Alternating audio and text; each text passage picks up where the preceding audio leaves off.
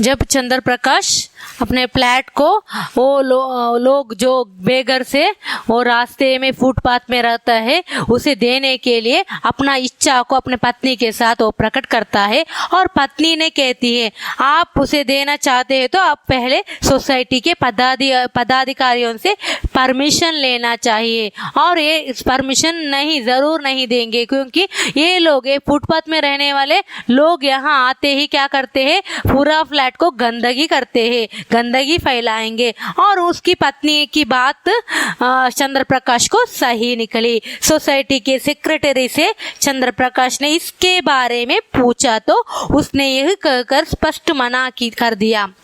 आप अच्छी तरह जानते हैं कि सोसाइटी के सदस्य ये खास जंटरी के लोग हैं। इन सड़क के लोगों की क्या जंटरी है? सोसाइटी का कोई सदस्य इनको बर्दाश्त नहीं करेगा।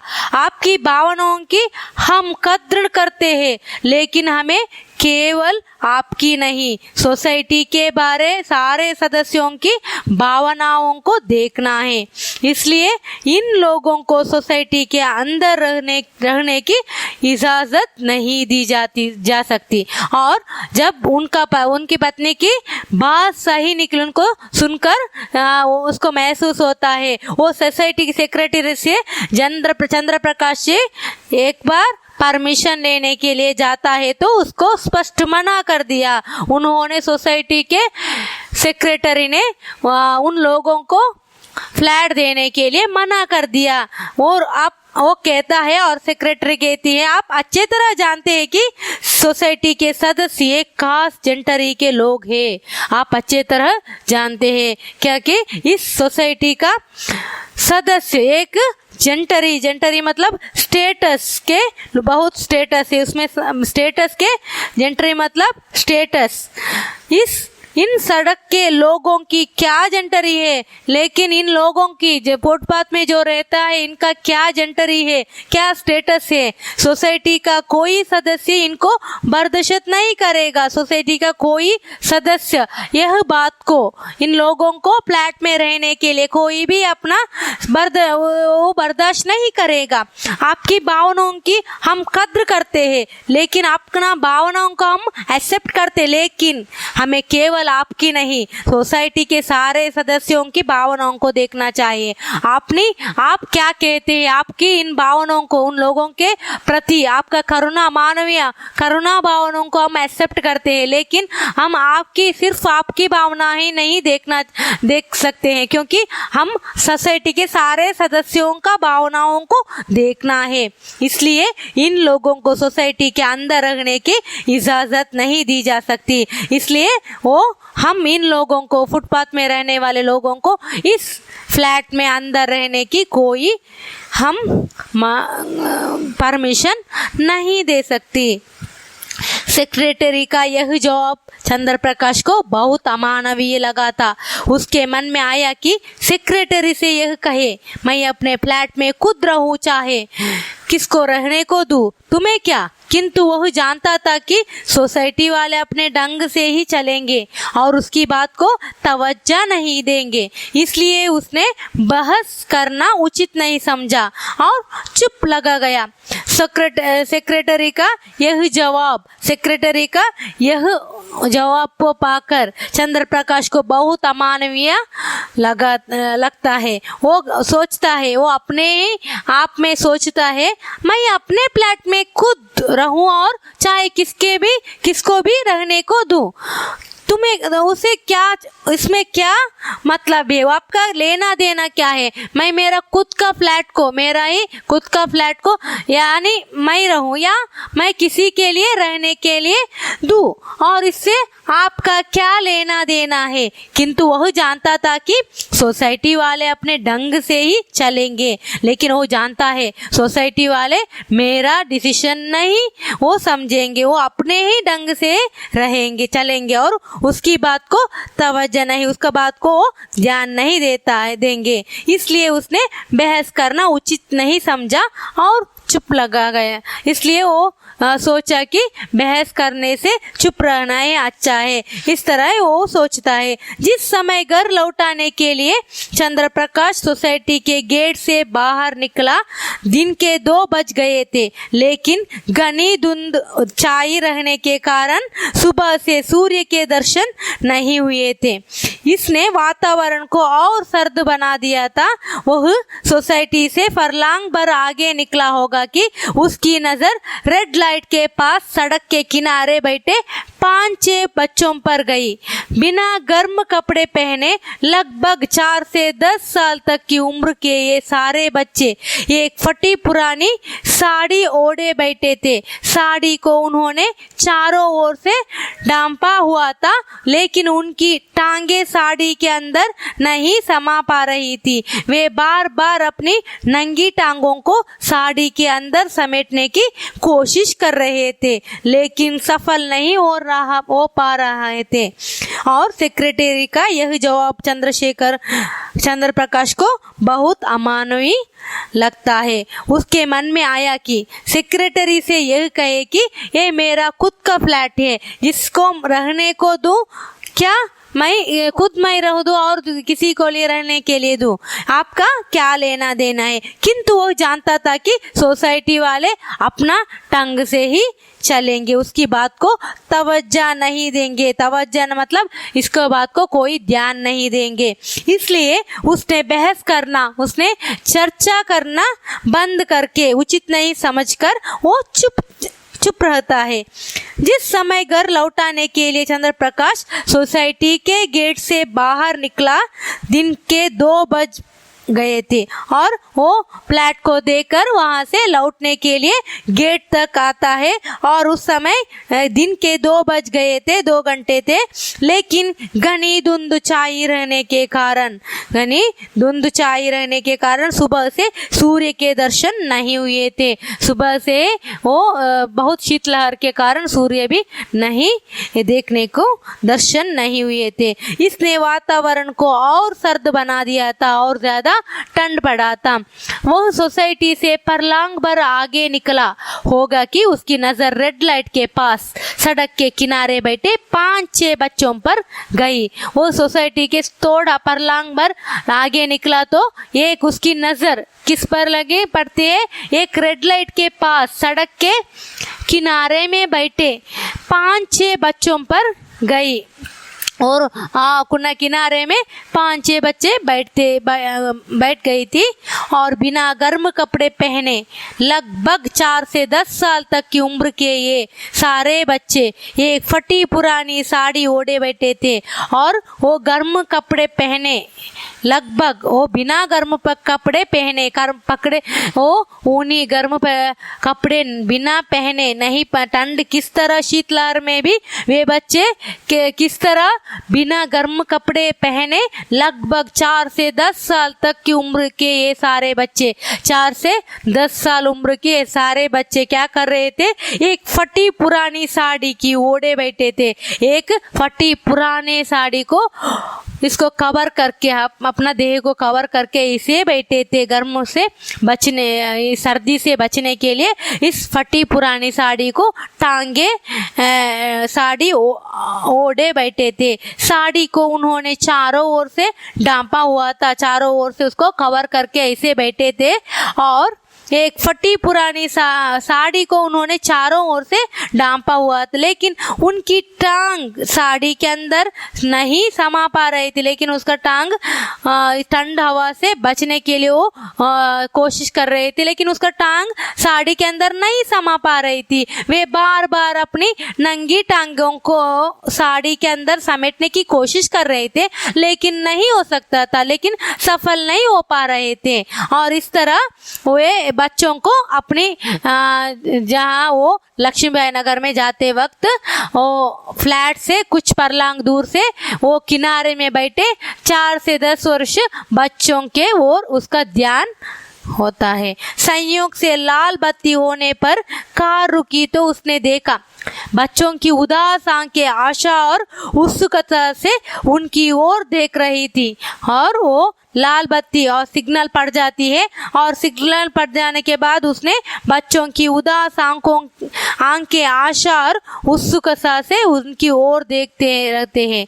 हरी बत्ती होने में अभी समय था लाल बत्ती सिग्नल, और लाल बत्ती सिग्नल रेड लाइट होने के बाद में वो गाड़ी रुक जाती है और वो फिर से वो बच्चों को देखने लगता है। इन बच्चों को देखते देखते उसे अपने 2 वर्षीय बेटे का ख्याल आ जाता है और उन बच्चों को देखते देखते अपने बच्चों 2 वर्ष के बेटे का याद आता है और वो सोचने लगा, ठंड से बचने के लिए कितने सारे कपड़े पहनाते हैं हम उसे, लेकिन फिर भी उसे कभी जुकाम कभी खांसी कुछ ना कुछ लगा रहते हैं, जबकि इन बच्चों के पास तो इस तरह वो अपने बेटे के बारे में सोचते हैं। मेरे बेटे 2 वर्ष के बेटे को हम बचाए, ठंड से बचने के लिए क्या क्या कपड़े, ऊनी के कपड़े पहनते हैं, काशी सब बचने के लिए हम सब कुछ करते हैं, लेकिन ये सारे बच्चों को कोई देखने वाला नहीं है। ऐसे फुटपाथ में ऐसे बड़े हैं, इतनी भयंकर सर्दी का मुकाबला कैसे करेंगे ये बच्चे। उसे लगा बच्चे उससे मदद मांग रहे हैं, उसे लगता है बच्चे मुझसे ना ये मदद मांग रहे हैं। उसका मन हुआ कि इन बच्चों की कुछ मदद करे, उसको मन चाहता है मैं कुछ उसे मदद सहाय हेल्प करूं, लेकिन उसने बच्चों को 100 रुपए देने चाहे और पर्स निकालने के लिए हाथ कोट की जेब में डाला, लेकिन फिर यह सोचकर रुक गया। वो अपने इस बच्चों को देखकर, इस बच्चों की सिचुएशन को देखकर वो उसको सहायता करने के लिए अपने जेब 200 रुपए देने के चाह से वो अपने पर्स निकालने के लिए हाथ कोट की जेब में डाला और कुछ देर बाद कुछ यह सोचकर वो उसका हाथ वहीं रुक जाता है और 100 रुपए देने से भी इनका क्या भला होगा। वो सोचता है अगर मैं 100 रुपए देगा तो क्या इसका कोई भला नहीं होता है, कोई अच्छा नहीं होता है। 100 रुपए इनको सर्दी से नहीं बच सकता, इसको अभी हमको सर्दी से शीतलहर से बचना है। इन बच्चों को सिर्फ मैं 100 रुपए देने से इससे कोई सर्दी से कोई बच नहीं सकता। फिर इनकी मदद करूँ तो कैसे, अपने आप से दुख आकर दुखी हो जाता है। फिर मैं कैसे इसको मदद करूँ। इन बच्चों को देखकर इसको दुख भरा आता है और का आंसू भरा आता है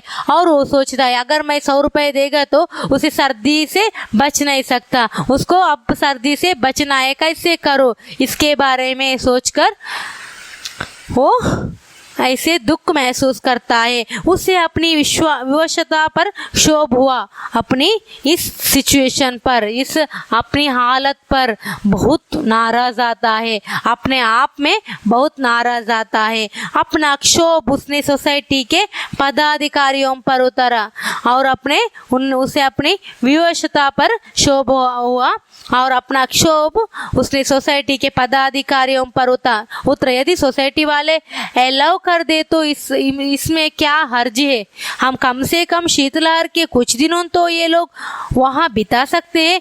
और वो अपनी सोसाइटी, इस ग्रुपिंग सोसाइटी वाले लोगों के बारे में सोचते हैं, ये लोग कैसे लोग हैं, ये इस तरह वो फुटपाथ में इस शीतलहर से भी वो बच नहीं सकते। वो फुटपाथ में किस तरह शीतलहर को सामना करते हैं। इन लोगों को अपने फ्लैट में रहने के लिए कोई जगह नहीं देता है, लेकिन वो फ्लैट पूरा खाली पड़ी है, इसमें कोई नहीं रहता है, सिर्फ कबूतर आकर वहाँ अपना आते जाता घूमता फिरता है। लेकिन इस खाली फ्लैट होने के बावजूद भी उसे इस फ्लैट में किसी को जब तक शीतलहर बंद हो तब तक भी रहने के लिए कोई उसको परमिशन नहीं देता है। इसको सोचकर चंद्र प्रकाश को बहुत दुख महसूस होता है और वो अपनी विवशता पर क्षोभ हुआ और वो सोचता है यदि सोसाइटी वाले इसे वहाँ उस फ्लैट में रहने के लिए अलाउ कर दे तो इसमें क्या हर्ज में, इसमें क्या होता है।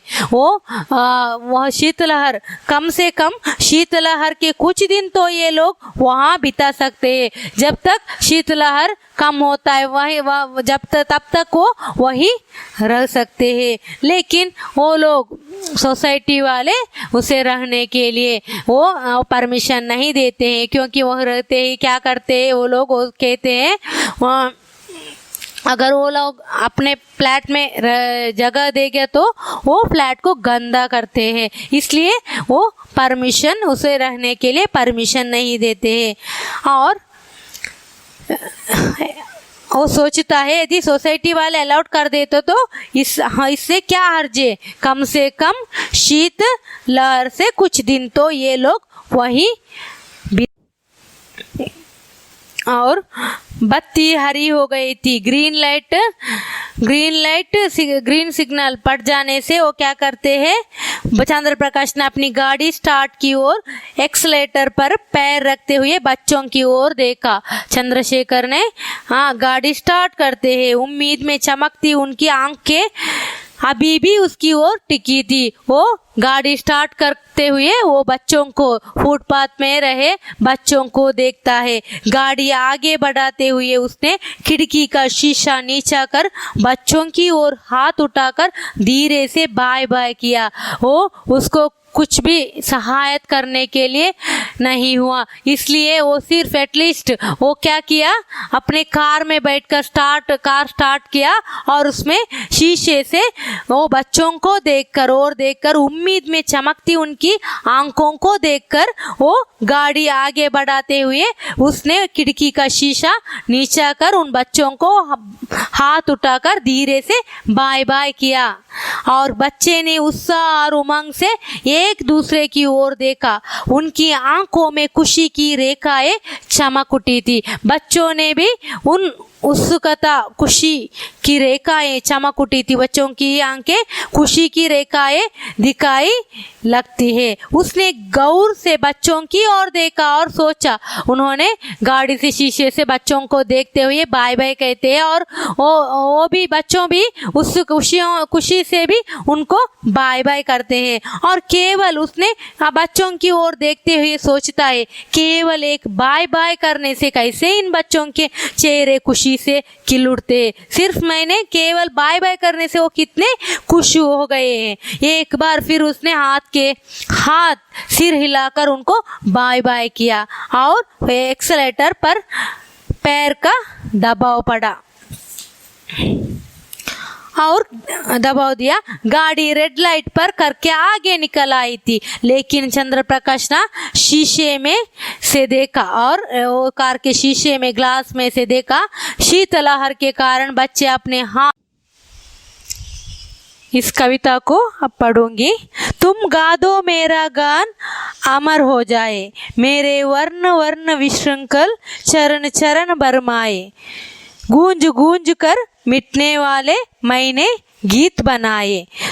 कू हो गई हुक गगन की कोकिल के कंठों पर, तुम गा दो मेरा गान अमर हो जाए। जब जब जग ने कर फैलाए मैंने कोश लुटाया, रंक हुआ मैं निज निधि को कर जगती ने क्या पाया। बेंट न जिसमें कुछ को पर तुम सब कुछ पाओ, तुम ले लो मेरा दान अमर हो जाए, तुम गा दो मेरा गान अमर हो जाए। सुंदर और असुंदर जग में मैंने क्या ना सराहा, इतनी ममतामय दुनिया में मैं केवल अनचाहा। देखूं अब किसकी रुकती है आ मुझ पर अभिलाषा, तुम रख लो मेरा मान अमर हो जाए, तुम गा दो मेरा गान अमर हो जाए। दुख से जीवन बीता फिर भी शेष अभी कुछ रहता, जीवन की अंतिम घड़ियों में भी तुमसे यह कहता। सुख की एक सांस पर होता है अमरत्व निछावर, तुम छू दो मेरा प्राण अमर हो जाए, तुम गा दो मेरा गान अमर हो जाए। इस कविता द्वारा हरिवंशराय बच्चन जी ने इस कविता को माध्यम से इस अपूर्व संगीत को मधुर स्वप्न और मादक कल्पनाओं के साथ साथ अनेक मोहक शब्दावली को प्रयोग करते हुए इस कविता को बनाए हैं। और इस कविता में मानवतावादी का परिचय लेखक ने दे रहे हैं। इस कविता में लेखक ने इसका करीब वो जो भी हो, यहाँ लेखक के करीब जो भी हो, प्रियतमा, प्रेयसी और इसका जीवन साथी और पत्नी और किसी से वो कह रही है, उनसे वे कह रहे हैं तुम गा दो मेरा गान अमर हो जाए, मेरे वर्ण वर्ण विशृंखल चरण चरण बरमाए, गूंज गूंज कर मिटने वाले मैंने गीत बनाए। तुम गा दो मेरा गान अमर हो जाए, तुम एक बार मेरा गाना गा दो, मेरा गाना अमर हो जाता है। मेरे वर्ण वर्ण विशृंखल, वर्ण का मतलब है अक्षर, विशृंखल इसका अर्थ है बिखरे हुए, बंधनहीन, बिखरे हुए अक्षरों से। मैंने बिखरे हुए अक्षरों से, बंधनहीन अक्षरों से, अक्षरों को चरण चरण भरमाए, मैंने बंधनहीन अक्षरों को चरण चरण भरकर गूंज गूंज कर मिटने वाले मैंने गीत बनाए। मैंने बंधनहीन अक्षरों को चरण चरण में भरकर गूंज गूंज कर मिटने वाले गीत बनाए हैं। वर्ण वर्ण अक्षर अक्षरों में बिखरे हुए अक्षरों को चरण चरण में भरकर सजाया है और मेरे ये गीत गूंज गूंज कर मिटने वाला है। इस तरह की गीत मैंने बनाया है। और आगे लेखक कह रहे हैं कूकू हो गई हुक गगन की कोकिल के कंठों पर, तुम गा दो मेरा गान अमर हो जाए। कूकू, कूकू मतलब कोयल और हुक मतलब दुख, दुख भरी दर्द भरी स्वर। कूक हो गई हुक गगन में, कूकू मतलब कोयल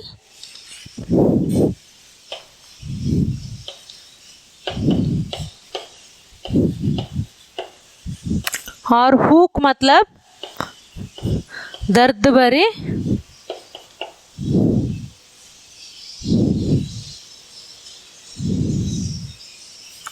दर्द भरी आवाज, दर्द की आवाज।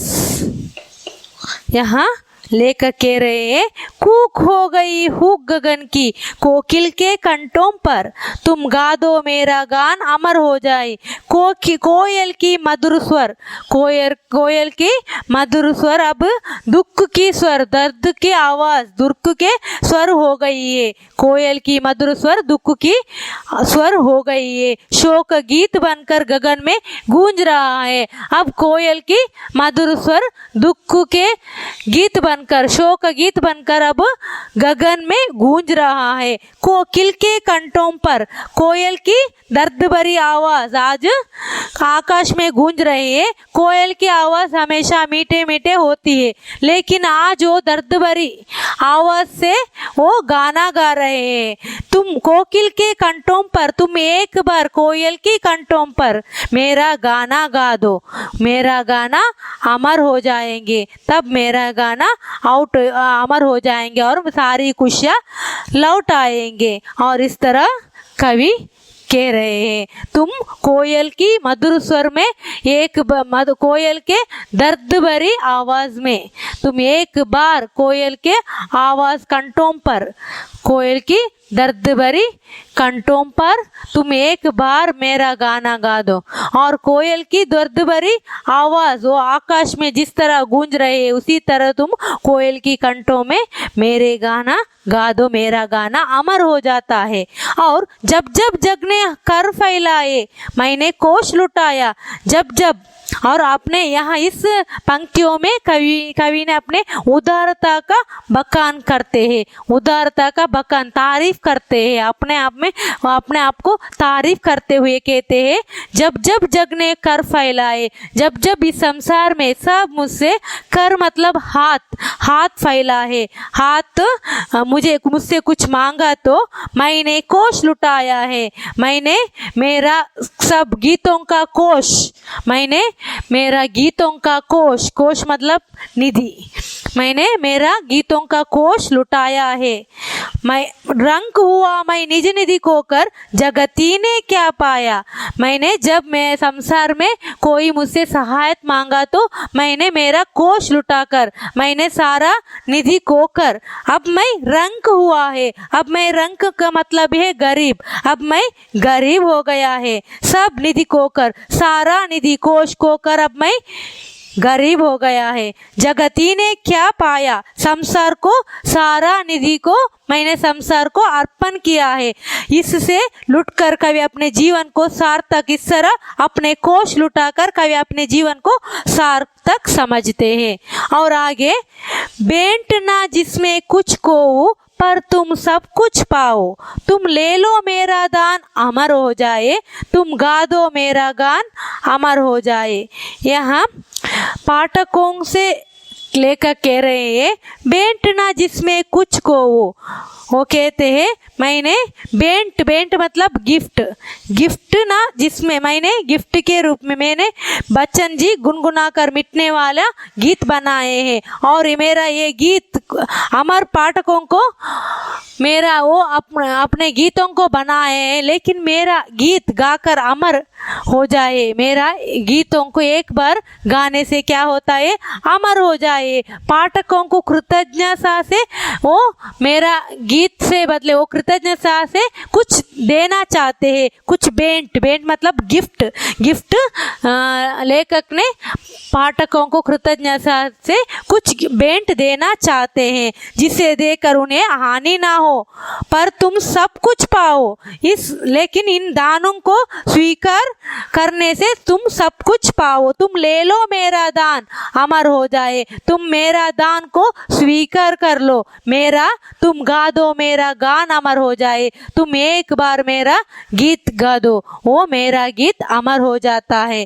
और सुंदर और असुंदर जग में मैंने क्या क्या ना सराहा, इतनी ममतामय दुनिया में मैं केवल अनचाहा। सुंदर और असुंदर जग में मैंने संसार को अच्छे तरह देख लिया है। इस सुंदर और असुंदर जग में सत्य और असत्य के बारे में मैंने महसूस किया है। और इस तरह मैंने क्या ना सराहा, मैं किसको सराहा मतलब तारीफ करो। इतनी ममतामय दुनिया में मैंने केवल अनचाह, इतना विशाल दुनिया में मैंने सब प्रेम से वंचित हो, मैं ममता से वंचित रहे। उनको सच्चा प्रेम नहीं मिलता है इस दुनिया में, उनको कवि को लेखक को सच्चा प्रेम नहीं मिलता है। और देखो अब किसकी रुकती है आ मुझ पर अभिलाषा, तुम रख लो मेरा मान अमर हो जाए, तुम गा दो मेरा गान अमर हो जाए। देखो अब किसकी रुकती हो, अब मेरा इच्छा मेरे लिए रुकती है, मेरा इच्छा मेरे लिए क्या रुकती है। मुझ पर अभिलाषा, जो मेरी अभिलाषाएं इच्छाएं पूरी करने वाला है। तुम रख लो मेरा मान अमर हो जाए, तुम मेरा मान रख लो वो अमर हो जाए, तुम गा दो मेरा गान अमर हो जाए, तुम एक बार मेरा गान गा दो वो अमर हो जाता है। दुख से जीवन बीता फिर भी शेष भी कुछ रहता, जीवन की अंतिम घड़ियों में भी तुमसे यह कहता। और अपने जीवन कभी कह रहे हैं, अपने जीवन किस तरह झेलते हुए अपना दुख भरा जीवन मैंने बीता है, और अभी शेष अभी कुछ रहता, मेरे जीवन में कुछ भी शेष नहीं है, कोई अब बाकी नहीं है, शेष नहीं है। जीवन की अंतिम घड़ियों में भी तुमसे यह कहता, मेरे जीवन वो पाठकों से विनती करते हैं, पाठकों से विनती करते हैं कि मेरे अंतिम घड़ियों में, जीवन के अंतिम घड़ियों में भी तुमसे यह कहता है कि सुखी की एक सांस पर होता है अमरत्व निछावर, तुम छू दो मेरा प्राण अमर हो जाए, तुम गा दो मेरा गान अमर हो जाए। सुख की एक सांस पर होता, जीवन के अंतिम समय के सुख के एक पल मिल जाए तो मैं अमरत्व निछावर, मैं सुख के अमरत्व को समर्पित करता हूँ। तुम छू दो मेरा प्राण, तुम एक बार मेरा प्राण छू दो, वो अमर हो जाता है, तुम गा दो मेरा गान अमर हो जाता है। और इस तरह लेखक अपने मन के बारे में, अपनी कविता के बारे में इस तरह कह रही है। और एक बार समरी बताती हूँ। तुम गा दो मेरा गान अमर हो जाए, तुम गा दो मेरा गान अमर हो जाए। मेरे गान वर्ण अक्षर अक्ष बिखरे हुए अक्षरों से मैंने चरण चरण सजाकर मेरा गान बना है। मेरा गाना गूंज गूंज कर मिटने वाला है, इस तरह मैंने गाना बनाए हैं। कू कोयल की मधुर स्वर अब हूक दुख की दर्द के स्वर के तरह आकाश में गूंज रही है। तुम एक बार कोयल की आवाज में गा दो, मेरा गाना अमर हो जाता है। जब जब जग संसार में सब लोग मुझसे हाथ फैलाए तो मैंने अपना कोश लुटाकर गीतों की सुमधुर गीतों की कोश लुटाकर सबको बांट दिया और कि सबने रंग हुआ है निधि को कर। मैंने अब सब सारा निधि को कर रंग गरीब हो गया है। जगती ने क्या पाया, संसार को सारा कोश अर्पण किया है। इससे लुटाकर कवि अपने जीवन को सार्थक समझता है। अब लेखक ने पाठकों से कह रही है, मैंने कृतज्ञता से पाठकों को भेंट देना चाहता हूँ और पर तुम सब कुछ पाओ। तुम कुछ देना चाहता हो, तुम सब कुछ पाओ। तुम ले लो मेरा दान अमर हो जाए, तुम गा दो मेरा गान अमर हो जाए। सुंदर और असुंदर जग में संसार को वो अच्छे तरह जान लिया। इस सुंदर और असुंदर जग में